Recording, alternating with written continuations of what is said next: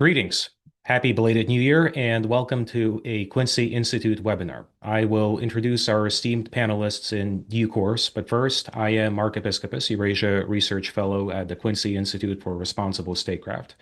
To anyone who may be unfamiliar with our work, we are a think tank that advocates the principles of realism and restraint in U.S. foreign policy. We work to steer the focus away from military entanglements and reflexive interventions toward rigorous diplomacy and engagement with the rest of the world as the best vehicle for realizing American interests. Speaking of American interests, it's been just over a month since the publication of the National Security Strategy, or NSS, a document with deep and potentially transformative implications for the way the U.S. sees itself as a global actor. We're here to discuss an aspect of the NSS that has drawn some of the sharpest, most vigorous debate, namely its approach to Europe and the transatlantic relationship. It's clearly a topic of intense concern for the administration. The NSS mentions Europe a whopping 49 times in different contexts, most of them in a sharply critical tone. The document goes well beyond the usual kind of exhortations to burden sharing and burden shifting that many people in the foreign policy space are used to, and instead poses existential civilizational questions regarding values and what it really means for Europe and America to be part of this shared entity called the West. So, what does it all mean for both the US and for Europe? And what can we expect from the relationship over the coming years, as well as the longer term? To discuss this and more, we are joined by an all-star panel to help us unpack the complexities in play. Anatol Lieven, director of the Eurasia Program at the Quincy Institute for Responsible Statecraft, and Andrew Bacevich, chair in U.S. Diplomatic History. Stephen Wertheim, Senior Fellow in the American Statecraft Program at the Carnegie Endowment for International Peace, and Jennifer Kavanagh, Senior Fellow and Director of Military Analysis at Defense Priorities. So, why don't we jump right into it? I don't want to be too formulaic with this initial set of questions, as the goal here is really to give you the floor to share your thoughts on this really complex and interconnected topic. The two-finger rule is fully in effect. If at any point you would like to interject in response to something one of the panelists or I have said, that is absolutely encouraged. And you, dear viewer, are absolutely encouraged to post your questions in the chat if you're tuning in via Zoom, and I promise to get to as many of them as possible. So, without further ado, Stephen, Europe has sought, at least since the end of the Cold War, to punch above its weight through this professed adherence to shared values with the United States, and to secure by this adherence a kind of respect, prestige, and authority that it lacked in hard power alone. And that has been a bedrock component of the transatlantic relationship as it has developed since the end of the Cold War. And pretty much every administration has kind of played along with this idea. Uh, and we are now at this turning point where there has been a sharp fork in the road, and in many ways, a rebuke of this entire model, of this entire idea of a values-driven relationship across the Atlantic. So, so what, in your view, is the NSS trying to achieve, and will it be effective in achieving its ends? Well, thank you, Mark. And it's really nice to be part of this conversation with people I really not only admire and respect, but enjoy talking to. Always a plus. So, you've asked a question that I think is hard to answer because I think the strategy of the Trump administration on Europe could be read as in conflict with itself. maybe the most concise way to put this is to go back to February when there were major attention-grabbing speeches by then Defense Secretary Pete Hegseth, followed by Vice President J.D. Vance at the Munich Security Conference, all in the same week. The Hegseth speech, which is in part reflected in the national security strategy as well, emphasized Europe stepping up to take ownership, as he put it, of Europe's conventional defense. That's something I very much support. The Vance speech emphasized not any kind of security issue, but this kind of set of values-based concerns with the way European politics is organized and is conducting itself. So both of those are reflected in the NSS. If anything, the national security strategy, which came out toward the end of last year, actually plays up, I think, the Vance angle and kind of plays down the attempt to burden shift onto European allies. And I think the issue I have is these things seem to be basically in conflict. Whatever else you may say about the merits of each of these strands, if the United States is trying to reduce its military commitments and burdens in European defense by shifting those burdens onto Europeans, then we need to have a Europe that is relatively cohesive and capable of taking on that job. And we also have to believe that Europe is actually capable of taking on that job. If, on the other hand, the main problem is that Europe faces what the national security strategy calls the stark prospect of quote unquote civilizational erasure, that sure sounds to me that like Europe needs to be transformed from its current state into something very different if it is to have any hope just of surviving, let alone taking on the kinds of defense responsibilities that, in theory, the United States and in theory, this administration would like it to take on. So it seems to be a conflicted message, just taken on its own terms.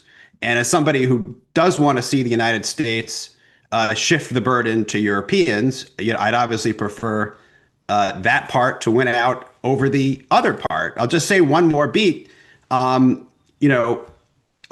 understand the concern that there's been maybe too much talk in the transatlantic relationship over a partnership of values, but basically there are two different ways to go in a different direction. One would be to say it should really be a partnership based on interests. Let's reevaluate what those interests are in 2025 and looking forward and adjust accordingly. A very different approach is to say, actually, we do want it to be a partnership of values because we're part of maybe a common civilization, as the NSS says. And so actually, we need Europe to now be more like the kind of values that the United States in 2025, 2026, for now, according to its political leadership in the White House, thinks is appropriate. But those seem like, two starkly divergent paths. And again, they're both jumbled together in this administration's policy.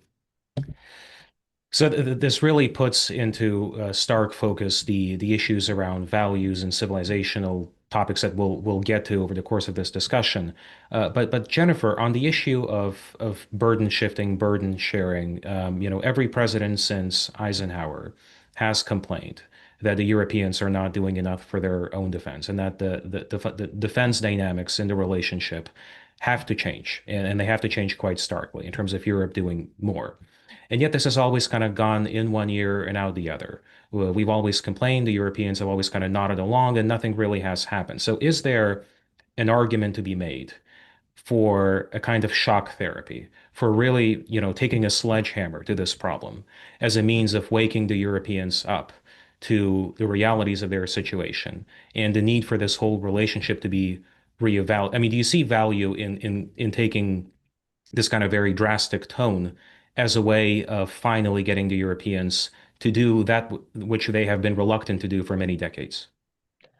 I do see value to shock therapy, but I'm not sure that chastising the Europeans on values and threatening to interfere in their domestic politics is the right kind of shock therapy. The shock therapy that I would like to see is a withdrawal of US forces from Europe. Not all of them at once, but we haven't really seen any of that so far. I agree with Stephen. The Trump administration came in very strong, right, in February with Hegseth saying the era in which the United States will underwrite Europe's security is over, and Europe will have to step up. And in Europe, this was taken as a serious message. And if it had been followed up by immediate plans to start pulling some forces out of Europe, I think it would have actually had a much more significant effect on Europe's behavior, but it wasn't. It was followed up by Rubio going in April and saying, actually, as long as you keep buying US weapons, we'll stay. And then it was followed by the NATO summit in June, where the NATO countries agreed to pay 5% of GDP for defense. And the idea was, the understanding the Europeans left with was, if we pay 5% of GDP for defense, the United States will stay. And that is not burden shifting. That's Europe spending more on defense, but it doesn't actually reduce the US burden. So I actually took both positive and negative notes from the approach to this question of burden shifting from the national security strategy. On the one hand, the language was much stronger and more assertive. There was no mention of burden sharing. It was about burden shifting. It was about allies taking responsibility for their defense. It was clear from the tone that the United States did not see a lot of its own interests in continuing to defend Europe. NATO was talked about almost as if the United States was not in it. That's obviously not true, but it does suggest a beginning of a detachment from the United States in its role as the leader of NATO. And there was an explicit statement that there would be no more NATO expansion, that was a goal of the Trump administration, and that the Trump administration sought to end the Ukraine war and get the United States uninvolved. These were all good things. I would call this like a strategic retrenchment. It's clear that the administration understands that its national security interests are not served by continuing to keep 80,000 or however many troops we have in Europe for the long term. That said, we haven't seen it matched up by policy, which is why I'll call it strategic or rhetorical retrenchment that's not matched by the administration's actions. At the same time as it's saying that it's going to retrench and threatening Europeans that the United States won't be there to defend it maybe in the future, US forces are staying, still pushing Europeans to only buy US defense equipment. This does not promote European independence. And the US is leading the charge on giving security guarantees to Ukraine. Now, the Europeans are supportive of this, but this is not something that Europe is begging the United States to do. The United States is doing this willingly. You cannot give Article 5-like security guarantees to Ukraine and retrench from Europe at the same time. Those are inconsistent. So on the one hand, I took heart from some of the language on the burden shifting issue. But on the other hand, it completely does not match what the administration has done over its first year in terms of actual policy and movement of forces in Europe. And so I guess I'm a little skeptical. Is this just the narrative that they're telling, or are they really serious about doing this? In Europe, it's read the same way. Are they really serious about doing this? And until it's clear that they are, I don't know that you get Europeanization of Europe's defense or the types of spending and institutional changes, including institutional changes inside of NATO that have Europe take responsibility. I don't know if you get those changes without that kind of retrenchment. Chastising Europe on values, the European response was they were hurt and angry, they were confused, they didn't like it, but they kind of took it because they're still dependent on the United States for security, and they're hoping that if they just play nice with Trump and don't raise a fuss, that he'll stay, and that's their priority. So it actually didn't have the effect that the administration might have been hoping. The only thing that's going to provide that shock therapy that you're talking about is actual retrenchment of US military forces. So, Anatol, on the subject of how the Europeans are reading it, there are two dynamics here, right? Is the establishment European governments and the European Commission, who are of a certain persuasion when it comes to the values question and everything else. And there's also the opposition, the sovereigntist, populist movements across Europe, from France all the way to the eastern flank, that are gaining steam. And in the case of Hungary and Slovakia, are already in power. So looking at this from Europe's perspective, what is the calculus here? Is the instinct to try to wait out this administration in hopes of returning to something after 28 that more resembles the usual way of doing business? Will there be a jolt to action as a result of this? And if so, what could that look like? Yes, well, I think it's very important now, to be careful about talking about Europe, because as you've said, there are deep, deep divisions in Europe now. I mean, previously, whether it was Republicans in power in Washington or Democrats, whether it was Social Democrats or Christian Democrats in power in Europe, despite a certain amount of political froth, the basic attitudes and were the same. Now, what you have now, of course, is a declaration by a US administration that it essentially backs the opposition. I mean, it's a bit like the US political interventions in Europe in the late 1940s and 50s, except this time round, Washington is supporting the communists against the European establishments. Now, for the future, of course, from Trump and Vance's point of view, this could turn out to be a good bet on the political future. If as is very widely expected, Rassemblement National wins in France, Farage wins in England, you get a continuation of and intensification of the process that we've seen going on for many years now of the rise of the populist right, then you will have a new alignment of values between America and Europe. But of course, that will also depend on the European establishment's hopes not being fulfilled, that the Democrats will win the presidency in 2028. Or if not the Democrats, then somebody like Marco Rubio, because there is a very deep, I mean, more than a hope, I mean, almost a prayer in European establishments that this MAGA business is temporary and that somehow everything can go back to normal. I think they are quite wrong about that. I mean, there are tectonic forces at work, but that's what they hope. And the second thing is, I mean, there is a good deal, well, perhaps better to say a certain amount of confidence that the US will never actually leave Europe completely, because US bases in Europe are far too important for US force projection, including to the Middle East, support for Israel, presence in the Mediterranean, all these things. These bases are a pretty important pivot for US global power. And of course, if you simply, pull out of European defense, why should Europe allow you to go on having bases? But of course, by way of an extra insurance, the Europeans are doing their damnedest to, nail the US to an involvement in security guarantees to Ukraine that will make it, in fact, impossible for the US to pull back if there is a new war in Ukraine. And, we've all been so focused on, getting to a peace deal, quite rightly. If you look after a peace deal, this is going to be a very, very tricky, unstable situation in Ukraine for a very long time to come. And the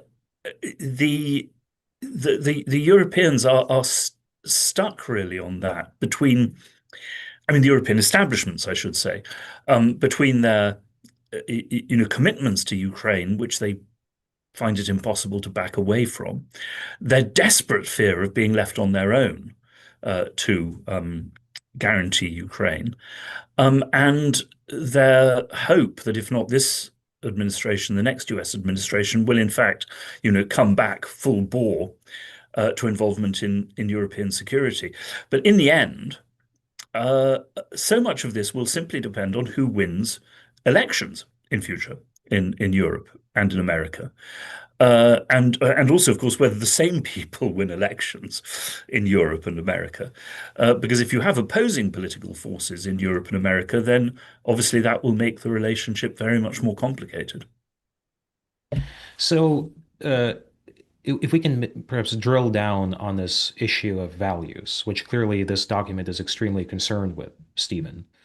Uh, it's interesting. I mean, most realists have tended to skirt this question altogether and to argue simply that the relationship should be based on concrete interests that are mutually beneficial to the United States and to Europe, and to focus less on values. And clearly, this document is saying something else entirely. But the argument, kind of the devil's advocate approach, is to say that the cat is out of the bag when it comes to values. There has to be a set of values that guides the relationship. The relationship cannot be values free. And then the only question is what do these values look like? Whose values are these? And the administration believes itself to be pushing a more constructive, more positive set of ideas, not just in terms of American interests, but to save Europe from itself.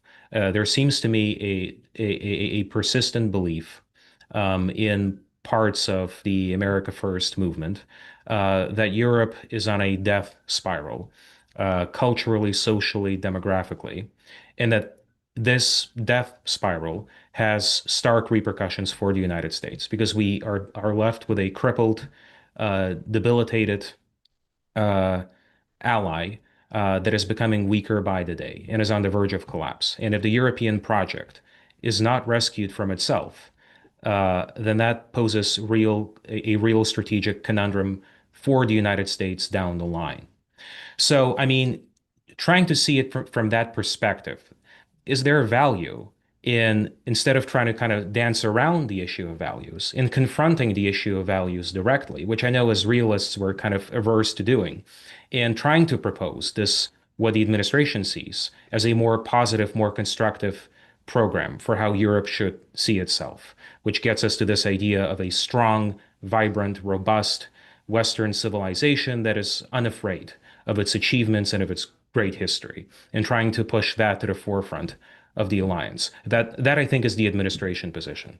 Yeah. So it seems to me there are maybe two things that I would separate, although they may not be separated in the mind of people in the administration. So one, does the United States have a legitimate concern that Europe has not been as robust as it might be? Its economy, its GDP growth has been fairly stagnant. Yes, we certainly don't want to see Europe become a real backwater. But that seems a bit separate from, but that could be just a matter of power and interest. So the question is, this sort of prior question about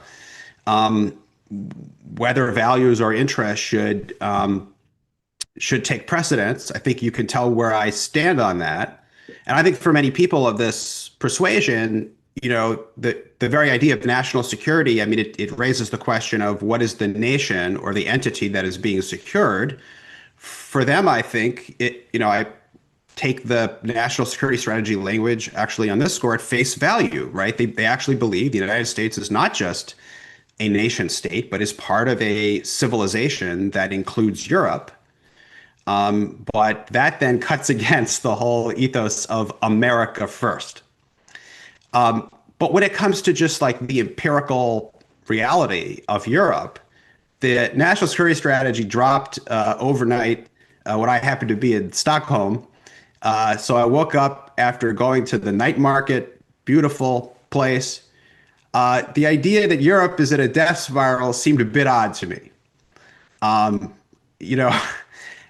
don't know how you could look at that downtown Stockholm and draw that conclusion, but hey, if you look, it's true that Europe's GDP has been slowing, especially relative to the United States, and the tech boom divide is a big one. But when you look under the hood and look at GDP per hours worked, Europe and the United States are pretty comparable, right? And that's an important figure because it gets to basically Europe has made choices to have more vacation time, a better social welfare, state. So European workers are productive. Their demography is different.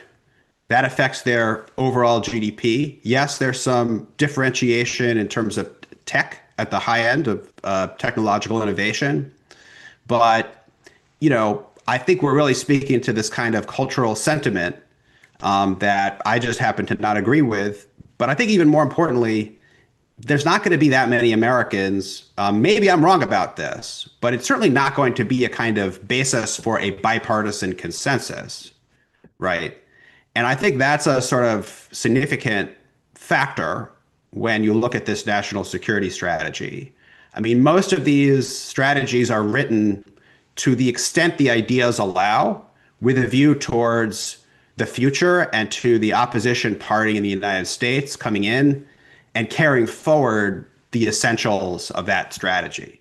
Now, I don't want to, wield the need for a bipartisan consensus as a reason to not innovate in U.S. foreign policy. And I do actually think that we've come to a point where, we need creative thinking in U.S. foreign policy, and that means breaking some of the consensus. And I think we're in a basically transitional moment.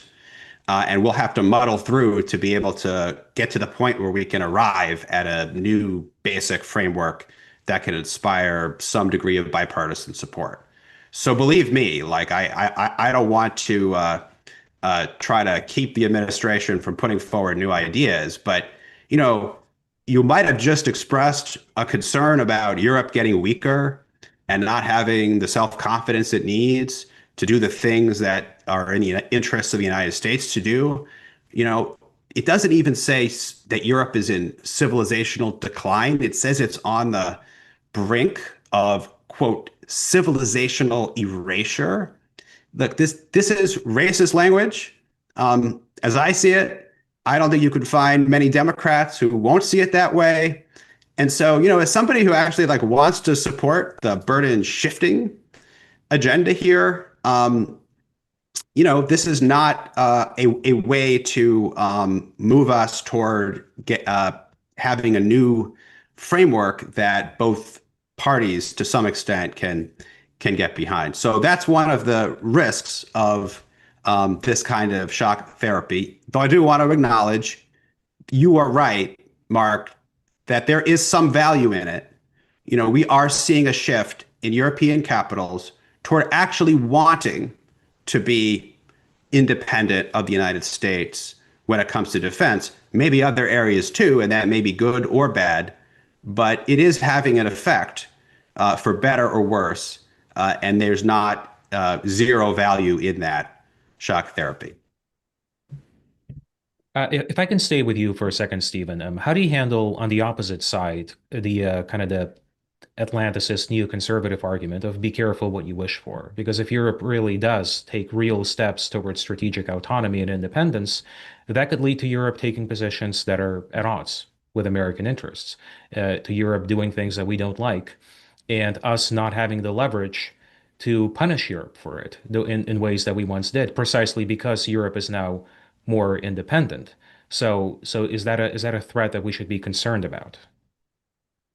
It is, but I also think if you actually want Europe to be able to carry the load in its conventional defense, maybe one day in its nuclear defense as well, then I think you do have to accept that this is a trade-off, and Europe will be more able to go its own way on other matters. I still think that there are compelling interests on both sides of the Atlantic that will, keep us from reaching a transatlantic divorce.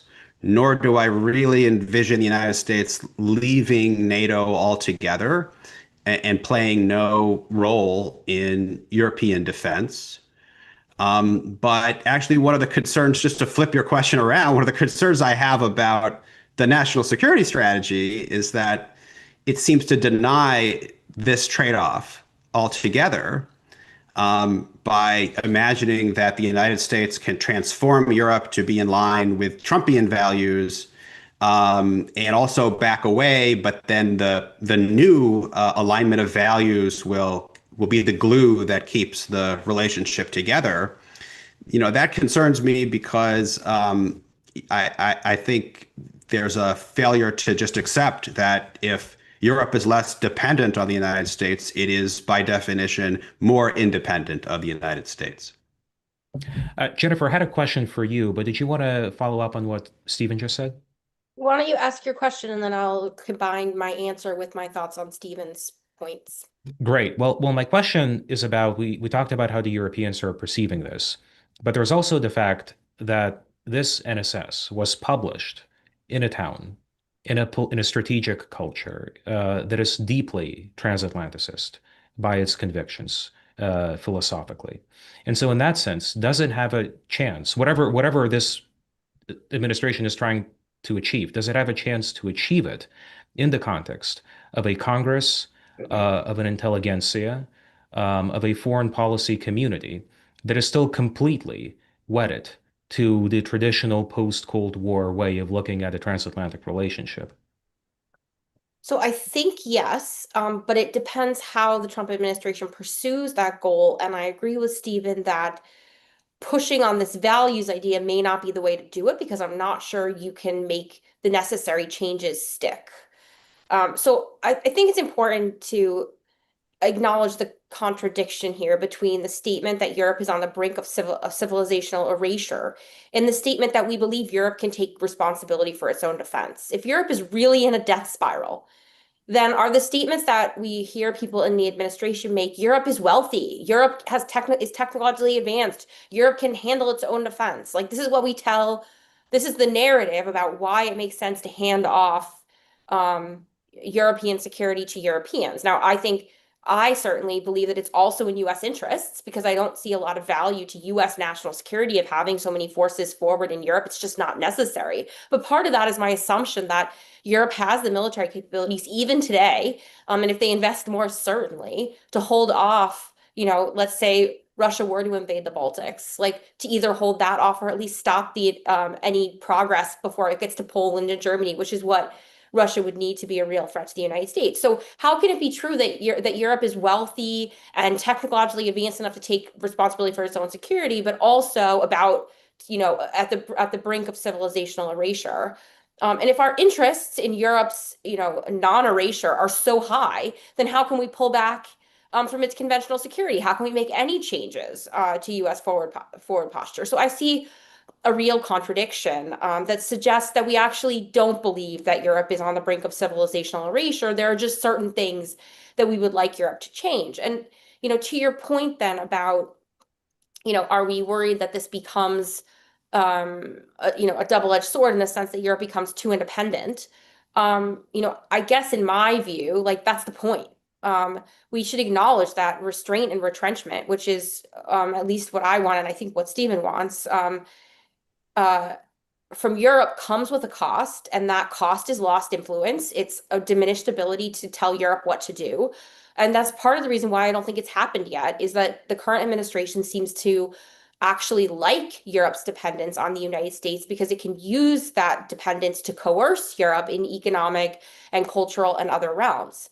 Part of the reason that we didn't see a bigger pushback after the Venezuelan operation is because Europe has bigger fish to fry with the United States. They need the United States for other things. So I think they're using that a little bit. So I guess, in my view, yes, is it nice to be able to boss Europe around? Sure. Would it still be better for the United States to not have so many resources invested in Europe, to not have the risk of entanglement and conflict with Russia? Yes, it's still better. I still think the benefits to the United States are better, even if it results in lost influence. And this sort of gets to your point about your original question, which is do they have a chance? Like there's obviously a lot of pushback here. Some of that pushback is rhetorical. Congress wants to make legislation that makes it harder for the United States to pull back forces. But if you read the legislation closely, it's like the Pentagon must provide a report that says why this is in U.S. interests. Like that's not hard. I could write that report for them. I'm pretty sure that they have enough staff people they could come up with a report if they really want to pull back. forces. And we've seen Congress be almost completely irrelevant to foreign policy decisions over the past, certainly over the past week, and definitely over the course of the administration. In my view, maybe this changes after the midterms, but at least right now, Congress is not relevant to decision making. So, but the administration has to make changes that are irreversible. That means pulling forces back, cutting force structure that you're not going to use anymore. So if you pull army forces out because you want to focus on the Indo-Pacific, you don't need those army forces anymore. They're not useful to you. You don't need the tanks anymore. Get rid of them. So those are changes that are hard to undo. Close bases. Now, people will say, oh, then you can't project power into the Middle East. Good. Like, we're not talking about the Middle East today, but like a broader realist perspective would say the US shouldn't be projecting power to the Middle East either. So close the bases. You don't have to close all of them. You can leave some of them. Like, ultimately, like I said, these changes would come with costs. But if we really believe that retrenchment from Europe is the right approach, then we have to make changes that are irreversible, or that another administration has to work hard to change. Values change, like trying to interfere or push politics in Europe in a certain direction, to me is not necessarily a great way to do this. Number one, it takes a lot more than 3 years to kind of institutionalize political changes in Europe. Number two, it's not clear to me that these activities work. The United States has been trying to interfere in the politics of other countries for decades, and they have a very mixed track record of success. And in Europe, a lot of the parties that the United States under the current administration seems to want to support are actually anti-US.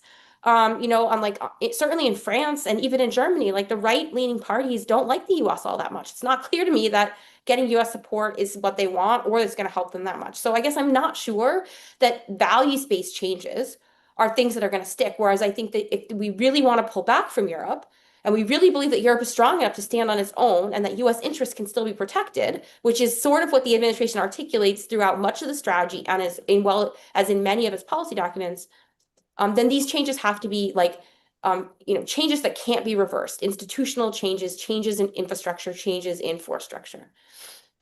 So, Jennifer, to follow up on your very poignant and trenchant follow-up, does Europe have to further federalize in order to develop an effective autonomous defense capability? Because it seems that the Trump administration has a lot of issues with the EU as an organization, with the EU leadership, with the people at the top steering the European project into a direction that they think is suboptimal from the point of view of US interests. But is it necessary for Europe to continue to federalize in order for European countries to have an effective defense capability, or is this something that can be done simply at the initiative of individual European governments, particularly the big ones like France and Germany? So I think that's a great question. I do think it probably has to be a mix for a couple of reasons. The first is I don't have a lot of confidence in the EU. It doesn't seem to be a very effective organization. A lot of countries have concerns about turning over their security autonomy to the EU. The types of things that you would want to see if you had a federalized European defense would be like specialization. So like Germany gets all the tanks and France gets all the airplanes. Like obviously that's not going to happen. So that's not a reasonable model. It's not clear how effective the EU is at raising money for defense. Now they've been more effective recently than they have been in the past. But I'm still concerned about their ability to raise the necessary funds. And there is division within Europe even in terms of how they think about things like the Russia threat and other types of challenges. So I'm not sure that the EU model works. I think that the national level is still too divided, however, right? Like you can't have right now, I can't remember the numbers now, but like, several dozen different types of tanks and, different defense strategies that don't actually align. So there has to be, I think, a mix. I think you at least need Germany and France, Poland, UK. If you had those four countries, the Baltic states are super motivated, but very small. I think if you had coordination among those states as well as to get the Nordics involved, kind of like mini-lateral regional organizations, I think you could have a reasonably effective European defense. That said, I think the types of security challenges Europe is likely to face in the future aren't like a major ground invasion by Russia. Now, I know they disagree in Europe, some of them, but I really don't think that's a likelihood. And so I think that using this kind of regional kind of mixed model would be sufficient for the types of threats they're likely to face, which are, likely to be hybrid ones. Now, the other approach that some people discuss is sort of a NATO, a Europeanized NATO model. And that would maybe fit the bill for people who think the US might stay involved. Am very pessimistic on like NATO's future, but it's not because I think the US will necessarily pull out. It's because I don't see the viability of an alliance in which the United States doesn't see Russia as a major threat and Europe does. I don't know how an alliance plans for military activities if you don't agree on what you're planning for. And there's differences within Europe, but there's this deep divide.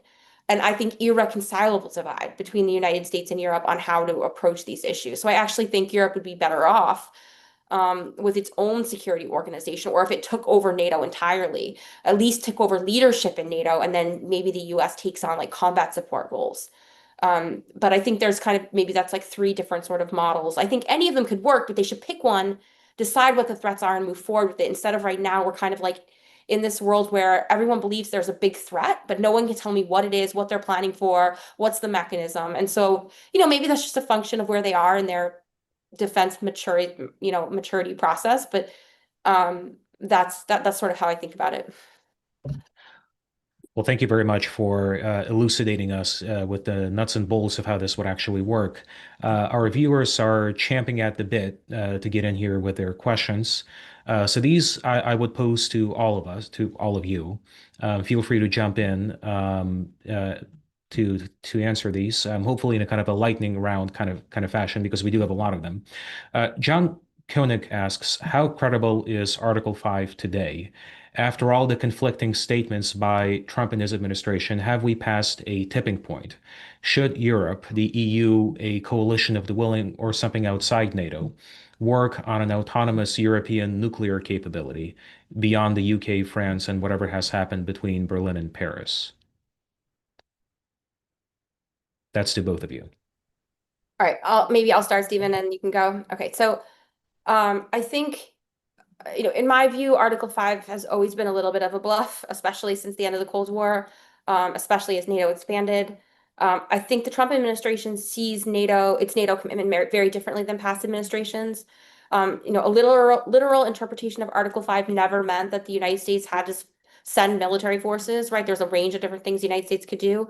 I think that more so than previous administrations, the Trump administration understands this and then has made it clear in various statements that it might help defend Europe, but that might not look like, sending the entirety of the US Army over to, across the ocean. I do think that there is a growing understanding in Europe that this is the case, that the US may remain a member of NATO, but Article 5 doesn't mean what it used to, or it means a more, its reality is back to the literal interpretation instead of the sort of sanctified interpretation that had taken on in previous, decades since maybe 2000. And I think that does mean that they're starting to think about their own nuclear capability. Now, of course, Britain and France already have nuclear weapons. I do think there's a broader conversation in Europe going on about friendly nuclear proliferation, other countries getting nuclear weapons. I personally, I don't love that outcome, but if my choices are friendly nuclear proliferation and continued US security guarantees to all of Europe, I would choose the former. So I'm open to that conversation. Anyone else on Article 5? Not on Article 5, but I have one or two things to say on wider issues. Please. We're just kind of in the lightning round, kind of answering questions from viewers, but please go ahead with your. Yeah, sorry, I was cut off for a bit. I mean, look, the thing is, as long as the Europeans are really afraid of Russia, they will be dependent on the US. They will not have confidence in their own ability to defend themselves, less because of equipment, but because of will, because of the actual willingness of the Europeans to do that. Now, the point is that there are some Europeans, and it's not just the Poles and the Balts, but the Swedes, even the Danes have talked themselves into this mood of hysteria, whereby they will always be afraid of Russia, I mean, for the foreseeable future. And that will drag them back towards dependence on the US. That's the first thing. The second thing is, I mean, there is, of course, the values question over, the Trump administration's pressure on the European establishments.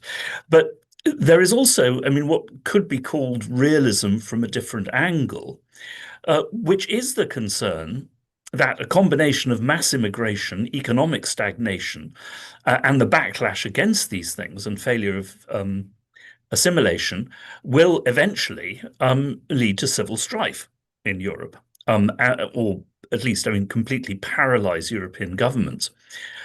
And now that is the also, I mean, that's the view. It's the analysis of people, some people, including ones who do not actually personally support the populist right. And frankly, we'll, in the future, we'll have to see who is correct. Because if the latter analysis is correct, then sooner or later, I mean, probably never as far as the Poles and Balts are concerned, but as far as, Western Central European countries are concerned, all the existing strategic calculations will fly out of the window because, as former President Sarkozy of France has said, there will simply be evidently much, much bigger threats than Russia. And at that point, the security alliance with America as such becomes irrelevant because there's nothing that America can do, to internally to maintain civil peace or to stop immigration. Anatol raises a point that bridges into a question posed by Jan de Kander. As the United States recalibrates the transatlantic relationship, and given Sweden's rapid shift from 200 years of military non-alignment to NATO and the DCA framework, do you see room for Sweden and the wider Nordic region to remain embedded in Western security structures, while also reclaiming a more independent role as bridge builders, mediators, and advocates for de-escalation and arms control in Europe, potentially helping to shape a less militarized European security order? And we have seen, just to add on to what Jana is saying here, Maloney, Mr. Stubb, and other European leaders have suggested, Macron has suggested that now is the time to start talking to Russia in some form. Stephen, Jennifer, are you optimistic about these prospects in the future, or Anatol? Not at all, not under these governments. I mean, the Swedes had that chance, as did the Finns, if they had remained neutral. But they've blown it. And they've also talked them, once again, I mean, they've talked themselves or talked their publics and their media into such a mood of hysteria that it is, vis-a-vis Russia, that it is virtually impossible for them to actually reach out successfully again. Macron, as a French friend said to me, which Macron do you mean? Macron after breakfast, Macron before lunch, Macron at dinner. He has gone to and fro, not stuck to anything. He is totally distrusted in Moscow. Now, if you have different, once again, very different political governments in Europe, then yes, that could well be the case. But, to go back to something that Stephen said, you could say that it's a question of ultimately who elects future Swedish governments. Central Stockholm or Gothenburg? Yeah, can I just add to that? I think we may have passed this threshold where for a long time it seemed like Europe is happy to conduct diplomacy. The United States has some problems using its diplomacy effectively, but Europe was from Venus. It didn't have military capability. Well, now I think, the countries like Sweden and the Baltic Sea area are making, huge investments in their defense industrial bases. They are very much alarmed by the prospect of potential Russian aggression, even within this decade. And I fear that the sort of greater difficulty of Europe as a whole coming out of this Ukraine conflict will be in landing on anything like a common diplomatic position. And actually, it's actually kind of easy politically to pump money into defense. It's kind of easy to get forces ready to fight, especially if you're alarmed about a threat. But, once countries have hardened into a particular view of what Russia is and what Russia wants, if that differs fundamentally from the view of other European countries, it will be very difficult to have a common approach. And that might be okay. I do think the future, almost regardless of what happens with the EU or NATO, the future, in some sense, of European defense will be one of regionalization. Even the NATO defense plans are organized into three regions. And that's okay. But the diplomatic question looms large. Having said that, the kind of dramatic shift we've seen in Sweden, it's happened, because of the war in Ukraine. I think we could imagine that if that war comes to an end, if countries there are more confident in their preparedness from a military perspective, you could have a more willing diplomatic approach emerge even from that area. Ramona Course asks what I think is a very good question and something that I've been wondering about since the Russian invasion began in 2022. How do you see a revival of the OSCE that would include Russia? I mean, so the OSCE was designed to foster this kind of engagement, and this element has been entirely lost. It's become this kind of agreement club that revolves around, wagging your finger at Russia, which is not what its purpose was. And the U.S. does seem increasingly impatient with this kind of with what the OSCE has become. The U.S. ambassador to the OSCE has recently put out a very strong statement that the OSCE should return to its original purpose of deconfliction and engagement with Russia. So, I mean, in the context of this broader renegotiation of values and what the whole point is of the transatlantic relationship, does the OSCE have a positive role to play, do you think? Only if there are, political differences between countries, not just governments, but countries in the West become deep-rooted and semi-permanent.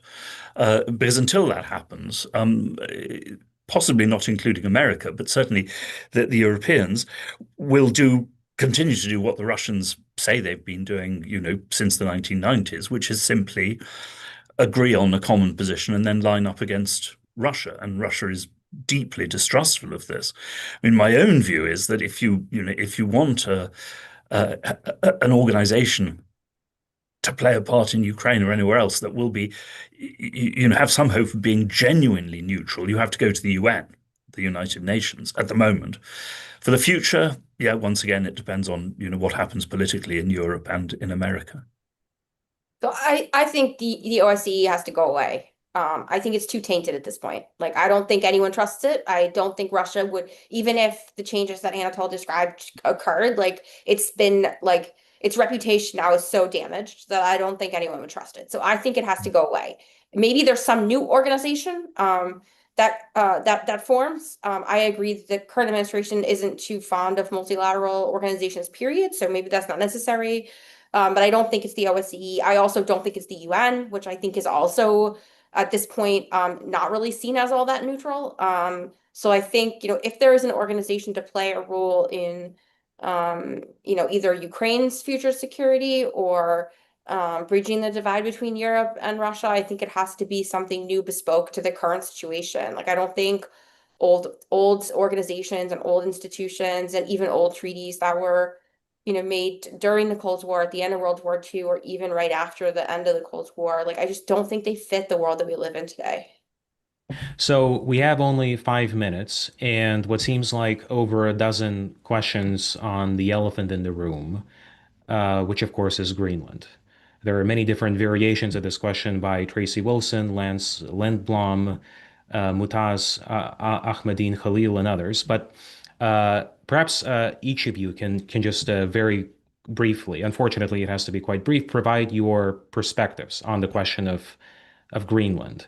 Just to drop my own pretense to neutrality as a moderator for a second, I think we have to really strongly distinguish between using military force to acquire Greenland, getting into a shooting war with Denmark, which to me is a ludicrous proposition and something that simply will not happen, and making a deal along the lines of what we did many times before in our history. This Louisiana Purchase, the Alaska Purchase, we do have a track record in this.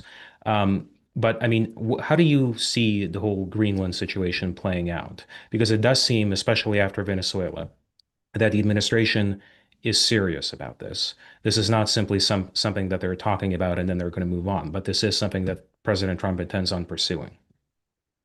Well, Sorry, I'll just jump in briefly. I think, Mark, that in theory I would agree, but in practice, Trump's bid for Greenland has already been tainted. So sure, if Greenlanders wanted to become independent or have a relationship with the United States, and the United States also wanted that to happen, there's no a priori problem. We'd have to evaluate what that arrangement looked like and what are the costs and benefits for the United States from a U.S. national interest perspective.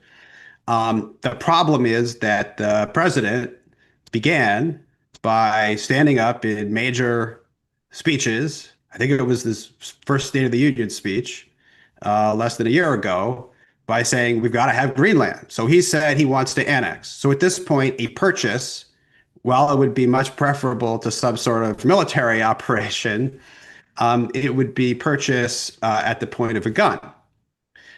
So the coercion is inherent, and therefore, even if Denmark turns around tomorrow and says, "All right, let's how much can we get?" I think the destruction is done in terms of the U.S. image, and the sense in Europe that this was a sort of dirty land grab by the United States.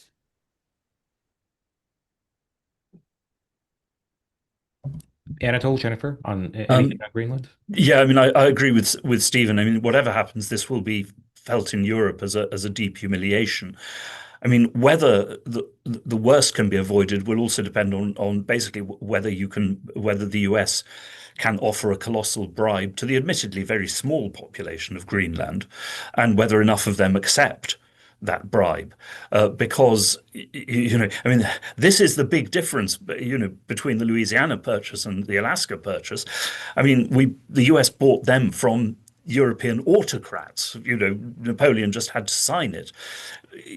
Denmark and the Europeans will require some kind of democratic cover for this from the population of Greenland. But as Stephen has said, I mean, this will in any case be under the barrel of a gun. And I mean, the effects within Europe, I mean, I think it is likely to undermine still further the idea of the European Union. I mean, obviously of NATO, but of the European Union as well in the eyes of many Europeans, because the feeling will be, look, in this new world, it's every state, every nation for itself.